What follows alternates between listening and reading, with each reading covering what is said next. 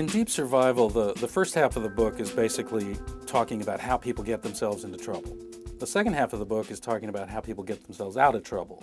So for 150 pages or so, I talk about the answer to your question, but it comes down to traits that people develop before they need them. That is to say, once your boat is sinking, it's not the time to start learning how to be a good survivor. You have to start doing this in your life. But traits like having a natural tendency to take responsibility for yourself is one of the traits. There's a phenomenon in psychology that refers to having either an interior orientation of your thinking or an exterior orientation. If you have an interior orientation, you believe you can do things to improve your situation. You believe you have some control over your environment. This is a good thing for survivors. The exterior orientation is someone, for example, who's always complaining about stuff happening to them, always expecting others to rescue them, people who fall down on the sidewalk and then sue because, like, somebody should have made the sidewalk smoother. This is not a very good way of thinking if you get into a serious survival situation. So that's just one example of the kinds of discussions I have in Deep Survival about people's characteristics. People who survive well tend also to have a sense of humor about themselves. They tend to see good in everything that happens. They see opportunity in misfortune.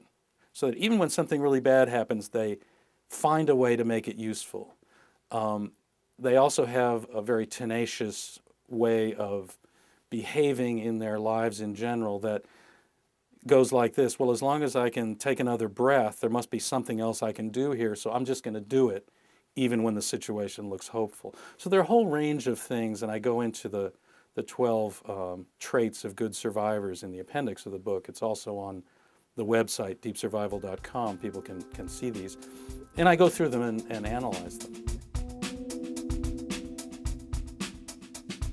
Deep Survival has found a very wide audience among people who do all sorts of things like manage risk. For example, financial institutional investors and people like that have embraced this book because it describes a way of thinking that allows you to make better decisions when you're in either a very tough situation or an ambiguous situation, when the signals about how to make the decision are conflicting and you don't know, should I jump right or should I jump left?